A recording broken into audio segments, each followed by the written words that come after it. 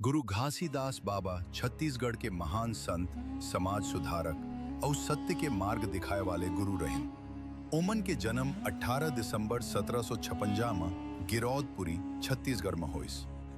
बचपन बाबा घासीदास बचपन ले ही बहुत शांत, सरल और दयालु रहे।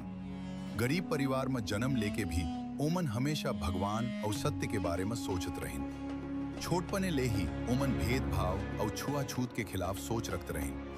ज्ञान के खोज जब बाबा जवान हुए तब ओमन जंगल में जाके तपस्या करें। कई दिन तक ओमन ध्यान लगा के सच्चाई के खोज करें। फिर एक दिन ओमन ला ज्ञान मिले, सतनाम, सत्य ही भगवान है।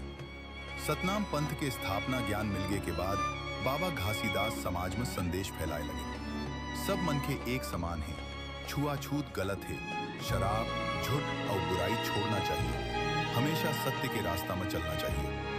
ओमन सतनाम पंथ के स्थापना करें, जैन में सतनाम के पूजा होते।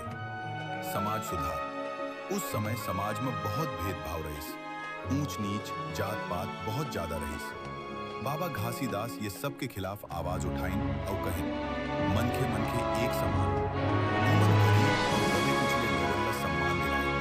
प्रमुख संदेश, सतनाम, सत्य के पालन करो, सबला बराबर समझो, नशा और बुराई ले दूर रहो, सादा जीवन जियो।